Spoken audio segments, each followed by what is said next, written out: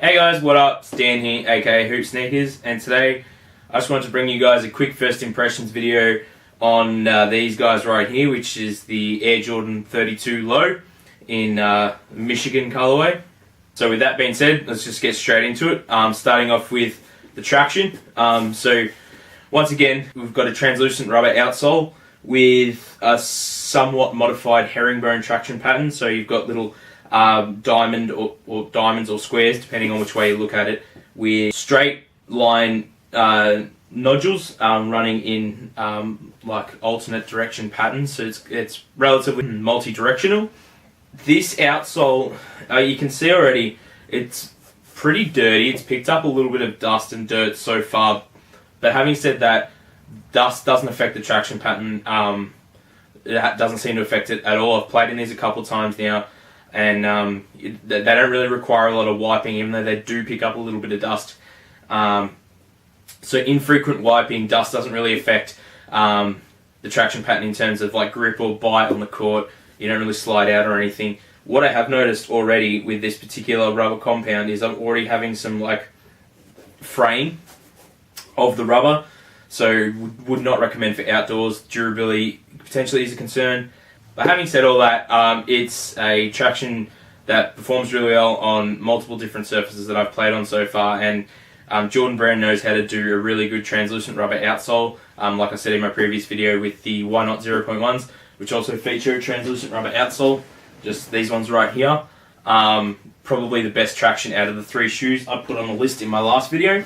And these are similar. They, yeah, like I said, great bite, very squeaky, minimal wiping, even though they do attract dust, just on the softer side, so there is some fraying of the rubber.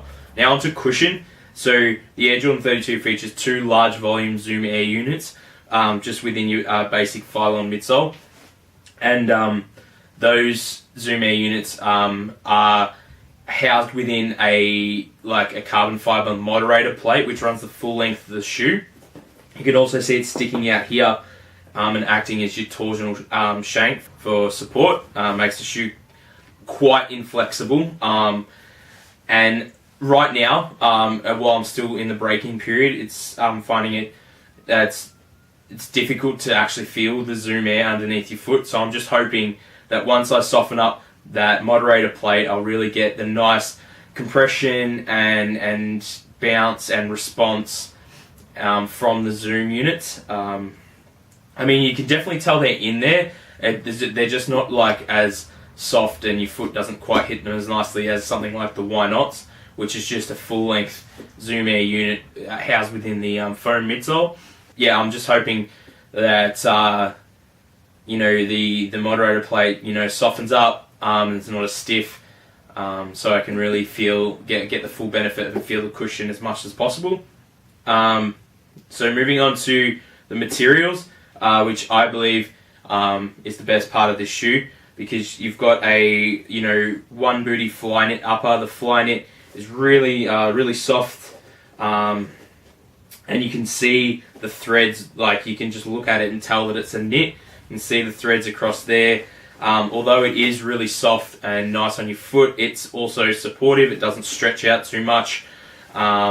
You know, on the lateral side where you need it, you need 4-foot containment for those lateral movements. So you got fly knit up front, then so you got some synthetics on the back, which are fine. They're nice. They look pretty cool in my opinion. So I really like the materials. You have a premium fly knit up front, and these are a premium shoe. They're at you know, a fairly high retail price point. I got these on sale, which was really good. So I was happy with that, but definitely rate the materials highly. Moving on to fit, these, so I went true to size, which is size 11. That's my size in most shoes. That they do feel a little bit tight now, a little bit snug.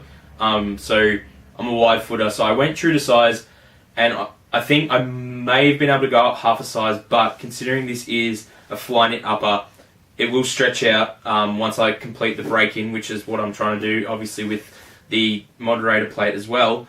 But I'm hoping that the materials do stretch out just enough that I get I'm well accommodated but also I'm still supported.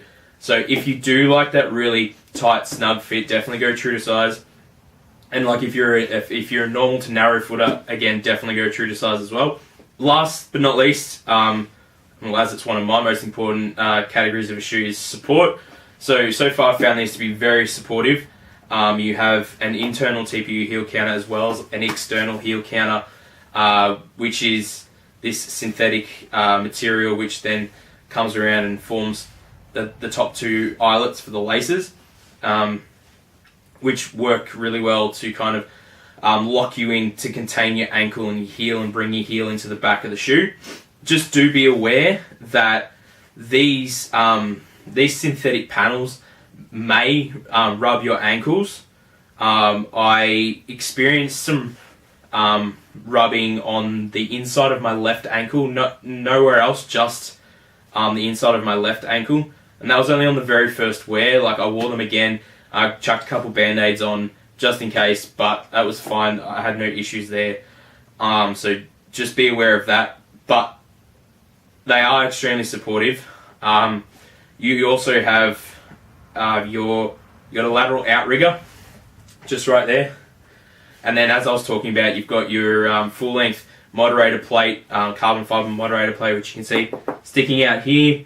So you've got it's your midfoot torsional shank as well. Like I said, stiffens the shoe right up, so you're not experiencing any rollover. The cushion doesn't feel wobbly or unstable or anything like that. And then the rest of the support features just go hand in hand with the fit and the materials.